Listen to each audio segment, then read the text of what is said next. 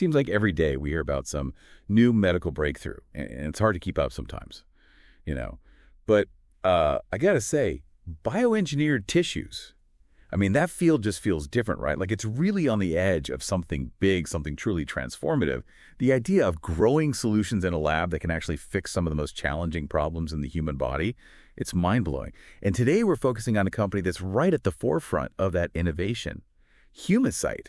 Yeah, you hit the nail on the head there. And the reason we're talking about Humacyte today is because of their recent announcement. It kind of lays out their performance, how they did at the end of 2024, both from a financial standpoint and from a business progress perspective. And it's a really cool look for listeners, at how this really cutting edge technology is making the leap, from the lab bench to actual widespread use.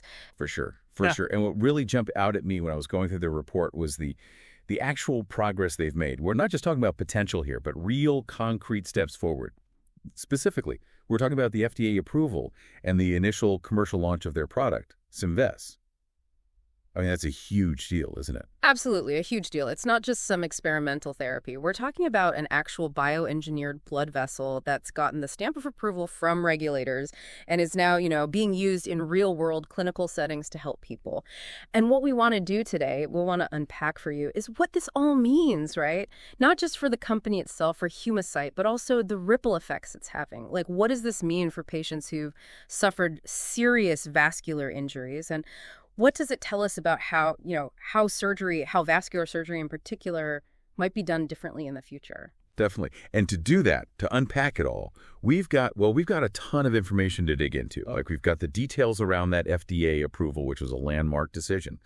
We've got info on how the initial commercial rollout of Symvess is going. How are things actually working out there in the real world? We're going to take a look at their financials, their financial health, see how things are looking on that front, and probably most excitingly, we're going to look at what's next for them. What other potential therapies they've got cooking in their pipeline. So the goal for you, the listener, our mission for you today is to walk away with a really crystal clear picture of what Humacyte's accomplished recently and where they seem to be headed in the future, all based on this info they've shared. So are you ready to dive in? Oh, I'm ready. Let's do it. Awesome. So let's start with the big news, the FDA approval and the launch of the Symvess round. So can we just break it down real quick? What exactly did the FDA approve, and who is this product meant to help? All right, so let's go back to December 19th, 2024. That's when the FDA gave their official stamp of approval to Symvess. Now, for those who aren't familiar, SIMS is what's known as an acellular tissue engineered vessel. And this approval, specifically, it's for adults who have experienced a really severe injury to an artery, in an arm or leg. In those cases, when you've got a major artery that's been damaged, you need to get blood flowing again quickly, or you risk losing the limb, right? And that's where SIMS comes in. It's indicated for situations where you can't use a vein from the patient themselves, what we call an autologous vein graft. Maybe they don't have a suitable vein, or it's just not feasible in that situation. Gotcha. So it's for those really, really dire situations where surgeons are running out of options. Exactly. And the CEO of Humacyte, I think he really nailed it when he called this a first-in-class approval. And that's because, it's really unlike anything we've had before. Yeah, what makes it so unique? So think about traditional grafts. They either use the patient's own veins, which we talked about, or they use synthetic materials. But Symvess is totally different. It's bioengineered. They grow this vessel in the lab, in vitro, and then they remove all the cells, decellularize it. And that's huge because it means it's ready to go right off the shelf. Surgeons don't have to spend time harvesting a vein, which, as you can imagine, can have its own complications, and it's not always even possible. So yeah, it's a whole new category of vascular conduit. And the really, really amazing thing here, what really gets me, is that their clinical studies, they suggest something pretty remarkable. They suggest that there are people out there walking today because SIMS was available as an option. That just drives home the potential to save lives, Yeah, totally. It takes this abstract science and makes it really real, really human.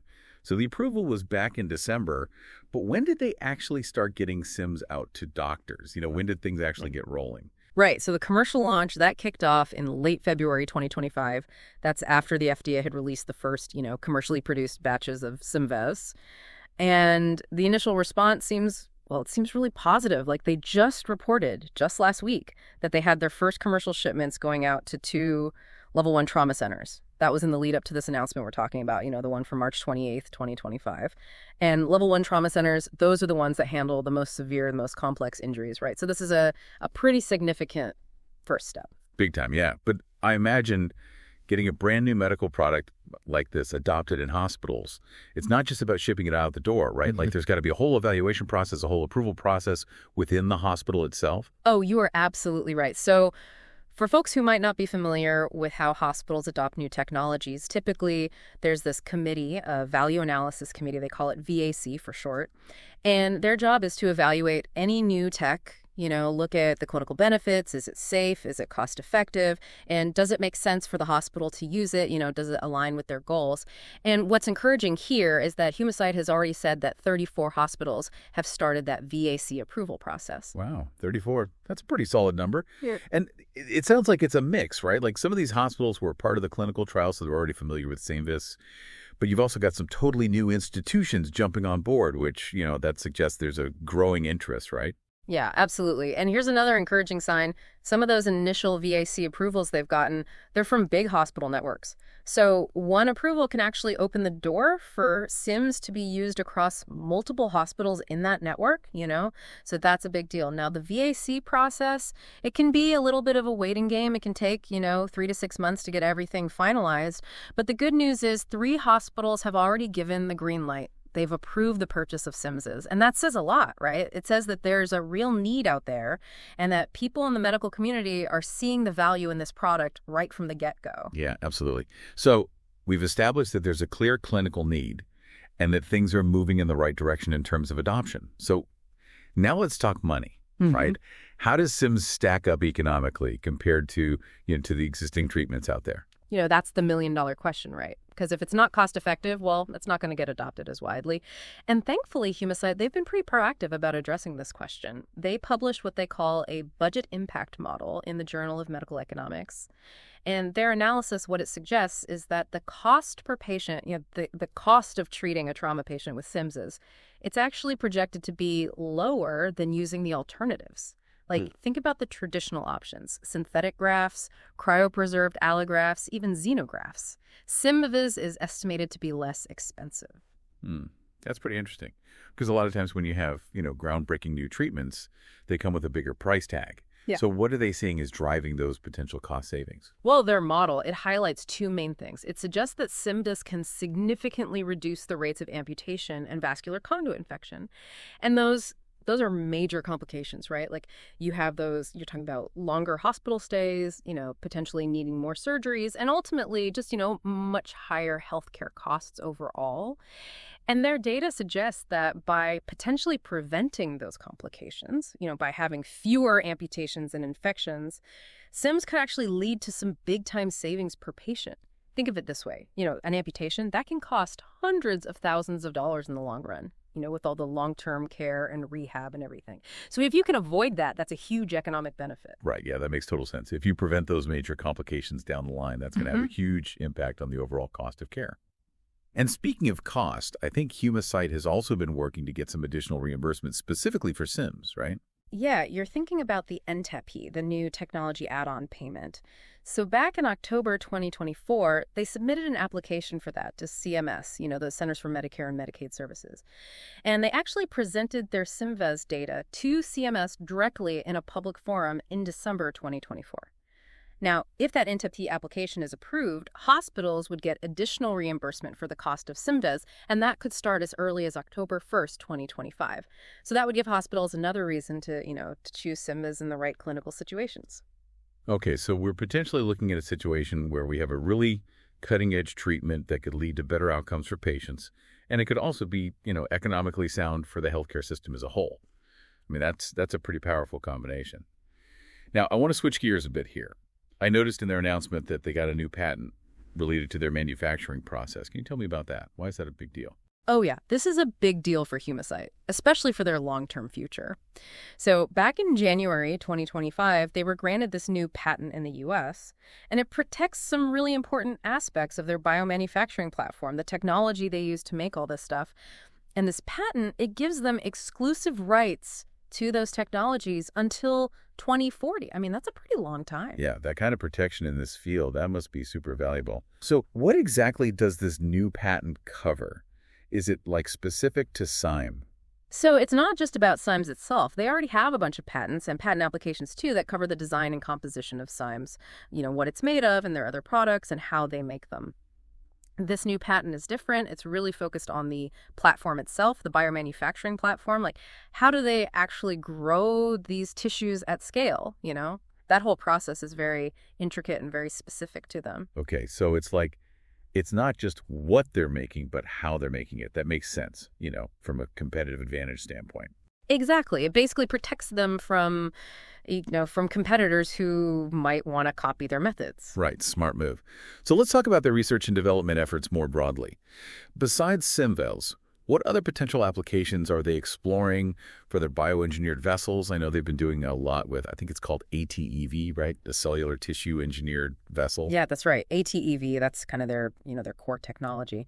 And they're looking at a bunch of different areas, beyond just vascular trauma. One of the big ones is dialysis. They're trying to help people who need dialysis. And they had some really positive results from a phase 3 clinical trial. It's called V007. And they presented those results at ASN Kidney Week back in October 2024. Okay, and this trial was looking at ATEV for, what was it, arteriovenous access? Yeah, arteriovenous. They call it AV access. It's basically how they connect the patient's blood vessels to the dialysis machine.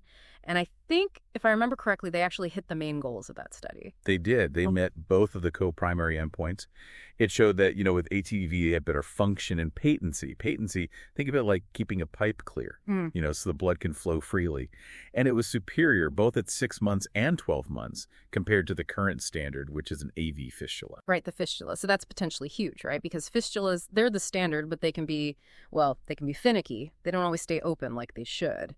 And wasn't there something about certain patients who seemed to benefit even more from ATV in that study? Yeah, what really stood out was that ATV worked particularly well in certain subgroups. Patients who tend to have more trouble with traditional AV fistulas. We're talking about women, obese patients, and people with diabetes. And that's a big deal, right? Because those are the folks who often have, the toughest time with dialysis access. So if ATEV can help them, it could really make a big difference in their lives, Totally. That's fantastic news for those patients. So what about their other ongoing trial in this area? I think this is called V012. What's the latest there? Right. V012, that one's specifically looking at women who need dialysis. It's comparing how easy it is to use ATEV compared to fistulas. And so far, they've enrolled 76 patients. They're planning to do an interim analysis, take a look at the data once the first 80 patients have reached a year of follow-up. So those results from that interim, look, those are going to be pretty important for their regulatory strategy moving forward, right? Yeah, for sure. So if those results are good, if they're positive, their plan is to submit what's called a supplemental BLA, a biologics license application. And they want to do that in the second half of 2026. And the idea there is to expand the approval for ATEV to include AV access for hemodialysis. And they'll use the data from both V012 and the previous V007 trial.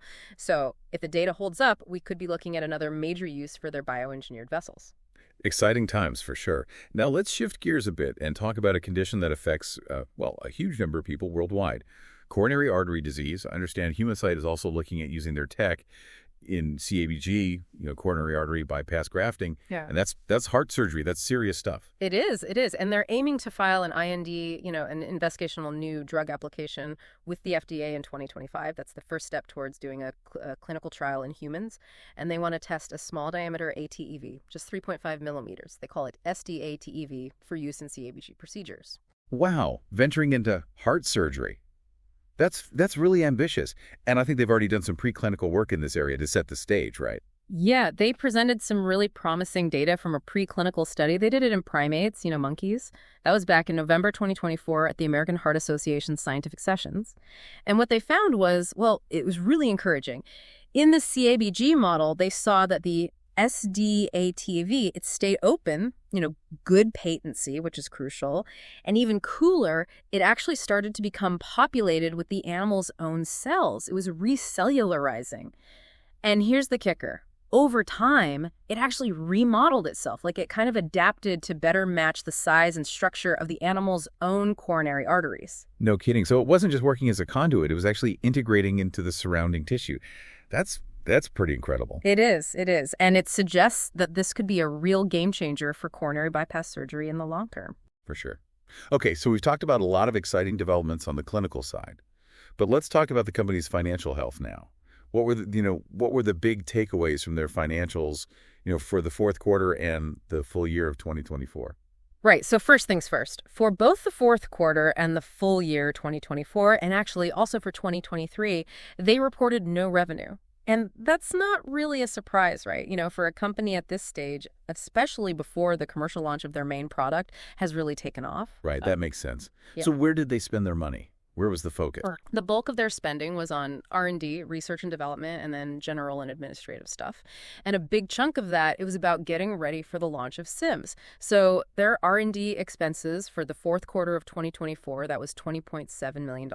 A little lower than the third quarter, but a little higher than the same period in 2023. And for the whole year, all of 2024, they spent $88.6 million on R&D. And that's up from $76.6 million in 2023. And that increase, mostly it's because of higher manufacturing costs and also because they had to hire more people, to support their research and also deal with the whole FDA review process for SIMS. Makes sense. Yeah. And what about the costs associated with, actually getting SIMS out into the market, all the commercialization stuff? Yeah. So their general and administrative expenses, or G&A, those were $7.4 million for Q4 2024. That's the same as Q3, but it's up from Q4 2023, which was $6 million. And for the whole year, their G&A expenses totaled $25.8 million, up from $23.5 million the year before. And that increase, mostly it's because of all the prep work they had to do for the SIMS launch, hiring more people, getting professional services, that kind of thing. Okay, and there's this line in the report about other net income expense. What is that all about? Yeah, so that one's a little tricky. So for Q4 2024, they actually reported a net income of $7.1 million in that category. That's different from the previous quarter, which was an expense. But for the whole year, for all of 2024, it was a net expense of $34.3 million. And that's way up from 2023, which was just a $10.7 million expense. And the main reason for those changes is because of something called a contingent earnout liability. It's kind of complicated, but basically it's related to their merger back in 2021. It means they might have to make some payments in the future. And the value of those payments, it changes depending on how well the company does. So it's not actual cash coming in or going out. It's more like an accounting thing, adjustments they have to make based on those potential future payments. Gotcha. So big picture, what was their overall net loss for the quarter and the year? So their net loss for Q4 2024 was $20.9 million. That's actually better than Q3, which was a loss of $39.2 million. But for the whole year, they had a net loss of $148.7 million. That's up from $110.8 million in 2023. And again, that's partly because of those contingent earnout liability adjustments, but also because their operating expenses, their overall spending went up. Okay, and last but not least, what about their cash situation? How much cash do they have on hand? Right. So as of December 31st, 2024, they reported having $95.3 million in cash, cash equivalents, and restricted cash. But here's the important part.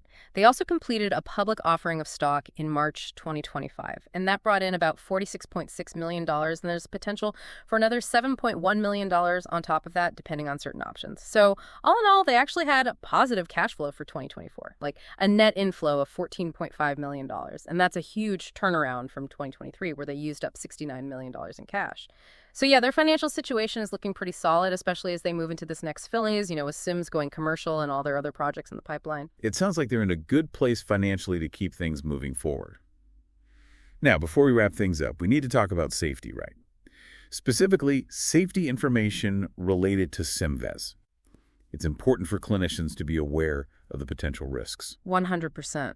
So the prescribing information for SIMS, it includes what the FDA calls a boxed warning. And this is the most serious type of warning the FDA issues, and it highlights a potential risk of graft failure. Now, that could mean the graft ruptures somewhere in the middle, or maybe there's a failure at one of the connection points. And if that happens, well, it could lead to a really dangerous bleed, a hemorrhage that could be life-threatening. So surgeons who are using SIMS, they need to be fully aware of this risk and, be prepared to deal with it if it happens. Okay, and are there any specific situations where SIMS shouldn't be used? Like any contraindications? Yes, there is one. They say that SIMS should not be used in patients who can't handle being on antiplatelet therapy for a long time. And that's because, after the surgery, after they put a graft in, patients need to take antiplatelet meds to help prevent blood clots from forming in the graft. So if they can't take those meds, they shouldn't get SIMS. Gotcha. So besides the risk of graft failure, what are some other important warnings and precautions that are spelled out in the prescribing information? Okay, so we talked about graft rupture, which is a scary one. And then there's anastomotic failure, which is basically when the connection points fail. And the data shows that those tend to happen within the first 36 days after surgery. So that's something to watch out for. Then, of course, there's the risk of thrombosis, which is blood clots. And as we mentioned, the antiplatelet therapy is super important to try to prevent that. But any interruption or discontinuation of that therapy, well, that could make a clot more likely. And then there's the standard warning about the potential for transmitting infectious diseases. It's a theoretical risk, but since Symvess is made using cells and reagents from both human and animal sources, they can't completely eliminate that risk, even with all the donor screening and testing they do. Okay, good to know. And what about side effects? Were there any side effects that popped up frequently in their clinical trials? Yeah, so the most common adverse reactions, the ones that happened in 10% or more of the patients they studied, those were vascular graft thrombosis, that's the blood clots we were just talking about, and then also pyrexia, which is just a fever and pain. Okay, so that's a lot of important safety info for doctors to be aware of. Where can they find, the full rundown, all the nitty-gritty details? The full prescribing information, you can find it online at www.scimvest.com, and it includes the boxed warning and everything else we just talked about. So any doctor who's going to be using SEVs, they really need to read that document carefully before they use the product. Absolutely. Absolutely. All right, so before we wrap up today's deep dive, for anyone who's maybe not familiar with Humacyte, could you just give us, a quick overview of the company? What are they all about? What are their big goals in the field of bioengineered tissues? Yeah, sure. So Humacyte, they're a commercial stage biotech company, and they've developed this really unique platform for creating bioengineered human tissues, and they can do it at a pretty large scale. And their focus is on, it's on using those tissues to tackle a whole range of medical problems, diseases, traumatic injuries, chronic conditions, all sorts of things. And as we've talked about today, their big success story so far is Symvess. They're a cellular tissue engineered vessel. It got FDA approval for treating vascular trauma, those serious blood vessel injuries. But they've also got a bunch of other projects in late stage clinical trials. Like they're looking at using their 6-millimeter ATEV for dialysis access and for treating peripheral artery disease or PAD. And beyond that, they're also doing a lot of preclinical work, early research on some really exciting potential applications, like think coronary artery bypass grafts, heart surgery for kids, even treating type 1 diabetes. And they're exploring other novel cell and tissue-based therapies too. It's pretty amazing stuff. Yeah, and they've gotten some special designations from regulatory agencies too, right? Right. To help speed up development of some of their products. Exactly. So their 6-millimeter ATEV for dialysis access, that was actually the first one to get what's called RMAT designation from the FDA. That stands for Regenerative Medicine Advanced Therapy. And it also has Fast Track designation. And their 6-millimeter ATEV for treating vascular trauma and advanced PD, they've also received RMAT designations. Plus, their ATEV got a priority designation from the U.S. Secretary of Defense for vascular trauma. So that shows you how important that application is, especially for military personnel. But it's really important for people to understand that for any use of their ATEV, other than the one that's already approved, the vascular trauma indication, it's still considered investigational. It's not approved for sale yet. Right, very important distinction. Well, this has been a really in-depth look at Humacyte and all the amazing things they've been up to. The FDA approval and the initial launch of Symvess, that's a huge milestone, a real turning point.